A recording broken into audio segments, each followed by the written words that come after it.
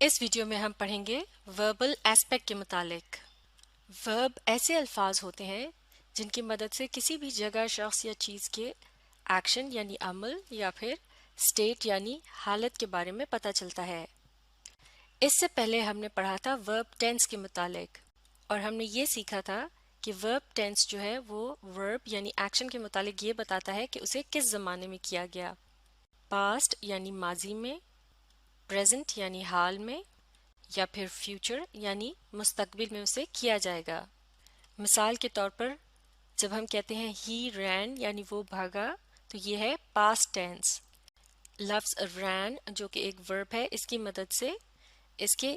جملے کے ٹینس کے متعلق پتہ چل رہا ہے کہ یہ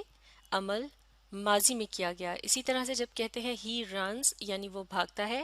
تو یہاں بھی ورب رنز کی مدد سے پتہ چل رہا ہے کہ یہ پریزنٹ ٹینس ہے۔ اسی طرح سے جب اس طرح سے کہا جاتا ہے ہی ول رن یعنی وہ بھاگے گا، تو اس جملے میں ول اور رن جو کہ دونوں ہی وربز کی اقسام ہیں، ان کی مدد سے پتہ چلتا ہے کہ یہ عمل مستقبل میں کیا جائے گا۔ تو پاسٹ ٹینس بنانے کے لیے اس جملے میں ورب رن جو کہ ایک بیسک فارم ہے، اس کا پاسٹ ٹینس استعمال کیا گیا ہے جو کہ ہے رین۔ اسی طرح سے اس دوسرے جملے میں بیسک فارم رن سے بنائی گئی ہے ورب کی پریزنٹ فارم، اور وہ ہے رنز، اور فیوچر ٹینس بنانے کے لیے رن کی بیسک فارم سے پہلے لفظ ول کا اضافہ کیا گیا ہے۔ تو اس چیز کو سامنے رکھتے ہوئے اب سمجھنے کی کوشش کرتے ہیں کہ ورب ایسپیکٹ کیا ہوتا ہے۔ ورب ایسپیکٹ جو ہے یہ بھی ایکشن کے متعلق کوئی نہ کوئی معلومات یا انفارمیشن دیتا ہے، اور وربل ایسپیکٹ کی مدد سے پتہ چلتا ہے کام کی کمپلیٹنس کے متعلق، یعنی اسے کس حد تک مکمل کیا گیا، یعنی کیا اسے ایک ہی وقت میں مکمل کر لیا گیا یا پھر اسے جاری رکھا گیا یا اسے بار بار دہرایا گیا۔ اس بات کا پتہ چلتا ہے وربل ایسپیکٹ کی مدد سے۔ تو اس طرح سے ورب ٹینس اور وربل ایسپیکٹ دونوں ہی ایکشن کے متعلق کچھ نہ کچھ بتاتے ہیں۔ ورب ٹینس کی مدد سے پتہ چلتا ہے کہ اس عمل کو کس زمانے میں کیا گیا، پاسٹ، پریزنٹ یا فیوچر، اور ایسپیکٹ کی مدد سے کیا پتہ چلتا ہے کہ اسے پوری طرح سے مکمل کر لیا گیا یا نہیں۔ مثال کے طور پر اگر کسی ایسے عمل کے متعلق بات کی جائے جسے بار بار دہرایا جاتا ہو، جیسے کوئی عادت وغیرہ ہوتی ہے، جیسا کہ ہم کہتے ہیں کہ وہ روز بھاگتا ہے، یا پھر اگر کسی کائناتی حقیقت کے متعلق بات کی جائے جیسا کہ سورج مشرق سے نکلتا ہے، تو اس قسم کی بات کو بیان کرنے کے لیے اس جملے میں جو ورب یا ایکشن ورڈ استعمال کیا جاتا ہے، اس کے ایسپیکٹ کے متعلق کہا جائے گا کہ وہ ہے سمپل یا پھر انڈیفینٹ۔ اسی طرح سے اگر کسی ایسے ایکشن یا عمل کے متعلق بات کی جائے جسے کچھ عرصے کے لیے جاری رکھا گیا ہو، مثال کے طور پر جب ہم کہتے ہیں کہ وہ بھاگ رہا تھا، یا پھر وہ بھاگ رہا ہے، یا پھر وہ بھاگ رہا ہوگا، یعنی ایسے عمل کے متعلق بات ہو رہی ہے جسے جاری رکھا گیا۔ تو جاری رہنے والے عمل کو انگلش میں کنٹینیوس یا پروگریسو کہتے ہیں۔ اسی لیے اس قسم کی بات کو بیان کرنے کے لیے جو ورب استعمال کیا جاتا ہے، اس کے ایسپیکٹ کے متعلق بھی کہا جاتا ہے کہ وہ کنٹینیوس ہے یا پروگریسو ہے۔ تو اب اگر اسی طرح سے اگر کسی ایسے عمل کے متعلق بات کی جائے کہ جسے کسی ایک وقت میں پوری طرح سے مکمل کر لیا گیا ہو، جیسا کہ اگر یہ کہا جائے کہ وہ بھاگ چکا تھا، یا وہ بھاگ چکا ہے، یا پھر وہ بھاگ چکا ہوگا، تو اس کا مطلب ہے کہ ایک ایسے عمل کے متعلق بات ہو رہی ہے جو کہ پرفیکٹ یعنی مکمل طور پر ختم کر لیا گیا ہے۔ تو اس قسم کے عمل کے متعلق بات کرنے کے لیے جو ورب استعمال کیا جائے گا، اس کے ایسپیکٹ کے متعلق کہا جائے گا کہ اس کا ایسپیکٹ پرفیکٹ ہے۔ اسی طرح سے جب کسی ایسے عمل کے متعلق بات کی جاتی ہے جسے کچھ عرصہ کے لیے جاری رکھا گیا ہو اور پھر ایک وقت تک مکمل کر لیا گیا ہو، یا پھر ایک ایسے وقت کی بات کی جائے جب تک اس عمل کو جاری رکھا گیا ہو، مثال کے طور پر جب ہم یہ بات کرتے ہیں کہ وہ 1 گھنٹے سے میرا انتظار کر رہا تھا جب میں اس کے پاس پہنچا، یعنی انتظار کرنے کا عمل کچھ عرصہ تو جاری رہا، یعنی 1 گھنٹے کے لیے جاری رہا، اور پھر وہ ختم ہو گیا جب میں اس کے پاس پہنچا۔ یا پھر اگر اس طرح سے کہا جائے کہ وہ 1 گھنٹے سے میرا انتظار کر رہا ہے، یا پھر جب میں اس تک پہنچوں گا تو اسے میرا انتظار کرتے ہوئے 1 گھنٹہ ہو چکا ہوگا۔ تو اب یہاں ایسے عمل کی بات ہو رہی ہے جس میں جاری رہنے اور مکمل ہونے دونوں ہی کا اشارہ موجود ہے، یعنی اس کا کچھ حصہ پرفیکٹ یعنی مکمل ہے، جبکہ کچھ حصہ ہے کنٹینیوس یعنی جاری، جسے پروگریسو بھی کہا جاتا ہے۔ تو اس طرح سے اس قسم کے عمل کے متعلق جب بات کی جائے گی تو اس کو بیان کرنے کے لیے جس ورب کا استعمال کیا جائے گا اس کے ایسپیکٹ کے متعلق کہا جائے گا کہ وہ ہے پرفیکٹ کنٹینیوس یا پھر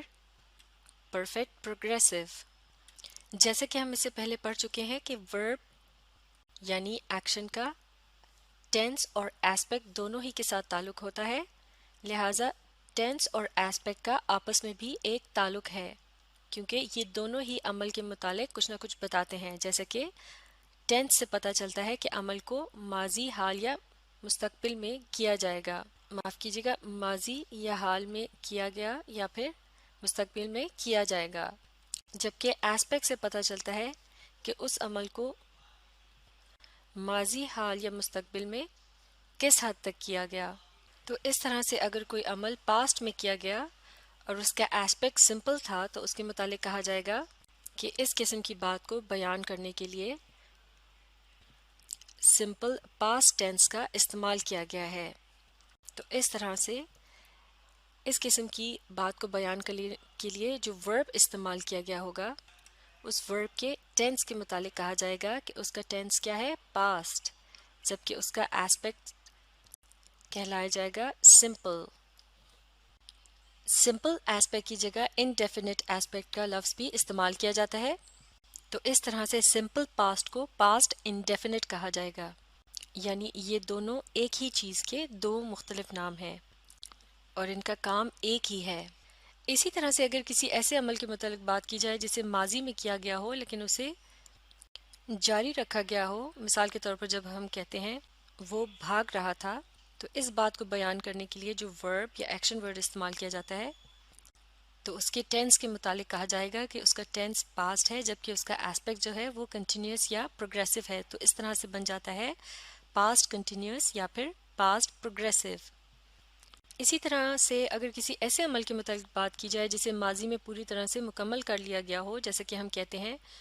وہ بھاگ چکا تھا، تو اس قسم کی بات کو بیان کرنے کے لیے جو ورب استعمال کیا جائے گا اس کا ٹینس کہلایا جائے گا پاسٹ، جبکہ اس کا ایسپیکٹ ہوگا پرفیکٹ، یعنی اسے ماضی میں کیا گیا اور اسے پوری طرح سے مکمل کر لیا گیا، تو یہ بن جائے گا پاسٹ پرفیکٹ۔ اسی طرح سے جب ایسے عمل کے متعلق بات کی جاتی ہے جسے ماضی میں کچھ وقت تک جاری رکھا گیا ہو اور پھر وہ مکمل ہو گیا ہو، مثال کے طور پر جب ہم کہتے ہیں جب میں اس تک پہنچا تو اسے انتظار کرتے ہوئے 1 گھنٹہ ہو چکا تھا، تو اس قسم کی بات کو بیان کرنے کے لیے جو ورب استعمال کیا جائے گا اس کے ٹینس کے متعلق کہا جائے گا کہ اس کا ٹینس ہے پاسٹ، یعنی اسے ماضی میں کیا گیا، جبکہ اس کے ایسپیکٹ کے متعلق کہا جائے گا کہ وہ ہے پرفیکٹ کنٹینیوس یا پھر پرفیکٹ پروگریسو، تو اس طرح سے بن جائے گا پاسٹ پرفیکٹ کنٹینیوس یا پھر پاسٹ پرفیکٹ پروگریسو۔ تو یہ دونوں